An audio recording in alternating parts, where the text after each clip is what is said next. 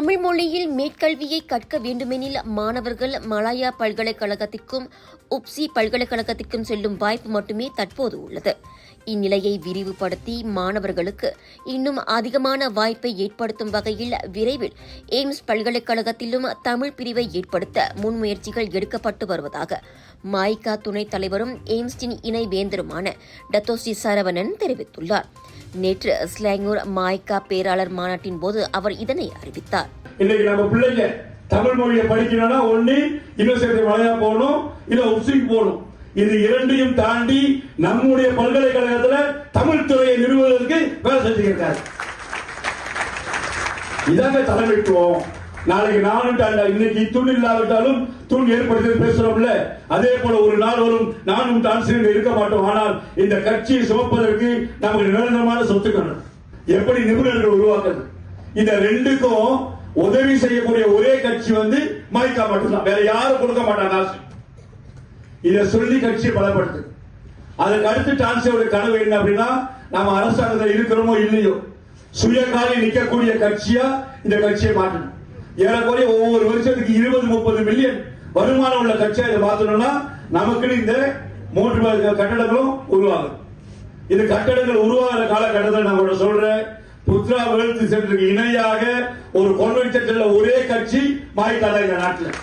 Dance விற்கிற நோக்கமே இப்போது எங்களோட சொத்துல எய்ம்ஸ் யூனிவர்சிட்டி நாங்க எடுத்துட்டு போக முடியாது. செஞ்சாங்க இல்ல, நமக்கு எய்ம்ஸ் யூனிவர்சிட்டி இருக்கு, டேப் காலேஜ் இருக்கு, கோப் டிடேக் இருக்கு, எம்ஐடி இருக்கு, கோஆபரேஷன் இருக்கு. எல்லாம் கட்சியோட சொத்து.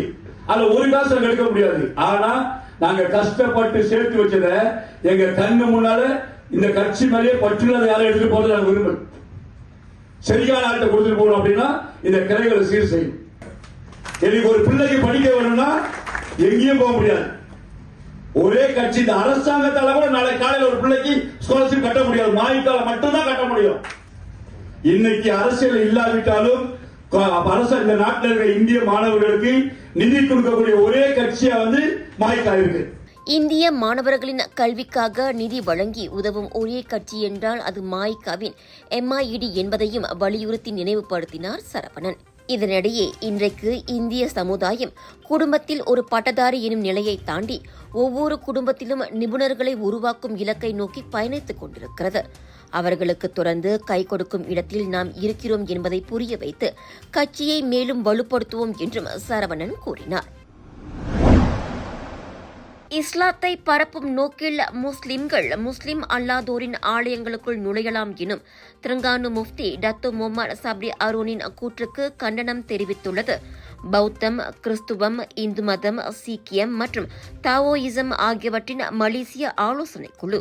இவரின் இந்த கூற்று முஸ்லிம் அல்லாதோரின் மனதை புண்படுத்தும் வகையில் அமைந்துள்ளதோடு இன பாகுபாட்டிற்கும் வழிவகுத்துள்ளதாக அக்குழு கூறியிருக்கிறது. முஸ்லிம்கள் இனமத ஒற்றுமையை மேம்படுத்தும் நோக்கில் ஆலயங்களுக்குள் நுழைவதாக இருந்தால் அது வரவேற்கப்படுகிறது.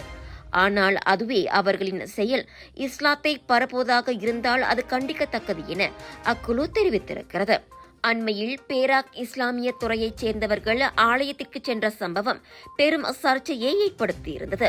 அதில் ஒருவர் இந்து சமயத்திற்கும் இஸ்லாத்திற்கும் நிறைய ஒற்றுமைகள் இருப்பதாக கூறியிருந்தார்.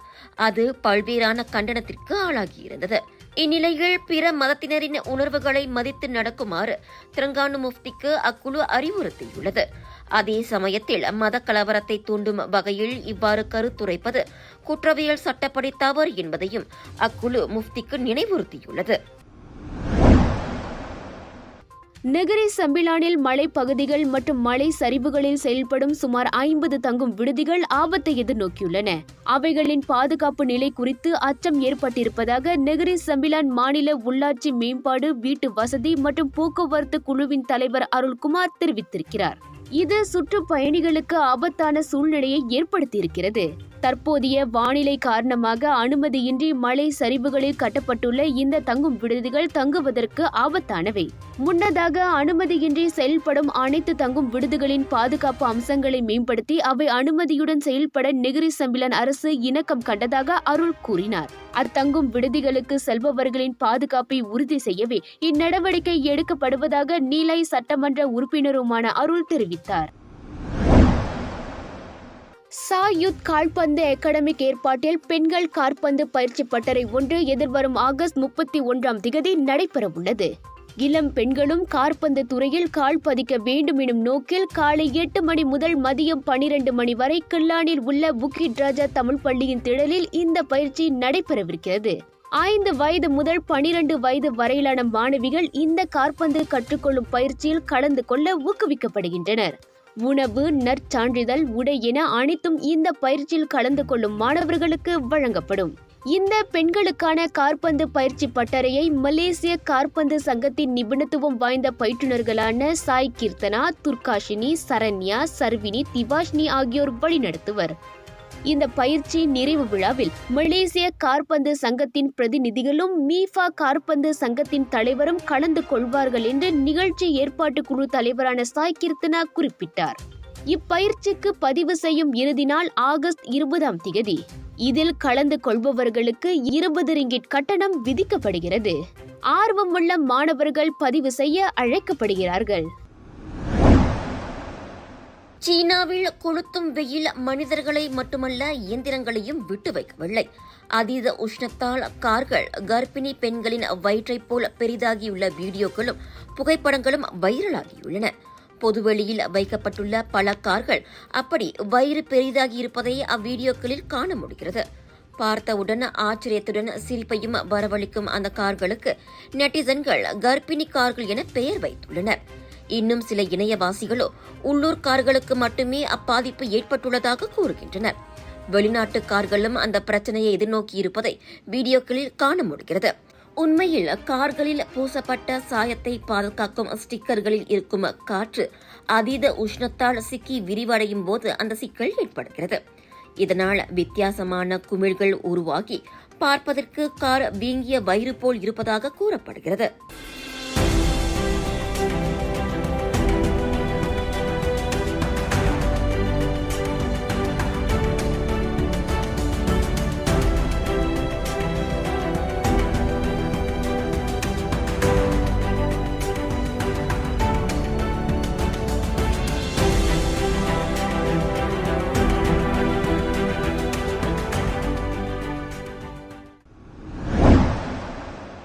பேராக் கெரிக்கில் தனது அண்ணனின் 6 வயது பேரப்பிள்ளையை பாலியல் துன்புறுத்தலுக்கு ஆளாக்கியதை 54 வயது ஆடவன் நீதிமன்றத்தில் ஒப்புக்கொண்டுள்ளான். உறவு முறையில் தனக்கும் பேரப்பிள்ளையான அச்சிறுமியிடம் இவ்வாண்டு மத்தியில் பாலியல் சேட்டை புரிந்ததாக குவாலகங்சார் செஷன்ஸ் நீதிமன்றத்தில் அவன் மீது குற்றச்சாட்டு கொண்டுவரப்பட்டது. 2017 சிறார் பாலியல் வன்கொடுமை சட்டத்தின் கீழ் அவன் குற்றச்சாட்டை எதிர்நோக்கியுள்ளான். 5000 ரிங்கீட் மற்றும் ஒரு நபர் உத்தரவாதத்தின் பேரில் அவனை ஜாமீனில் விடுவித்த நீதிபதி வழக்கு முடியும் வரை சாட்சியை தொந்தரவு செய்யக்கூடாதென்று கூடுதல் நிபந்தனையும் விதித்துள்ளார். வழக்கு எதிர்வரும் செப்டம்பர் 12 மறுசெவி மனுப்புக்கு வருகிறது. தீர்ப்பு எப்போது அறிவிக்கப்படும் என உறுதியாக தெரியவில்லை.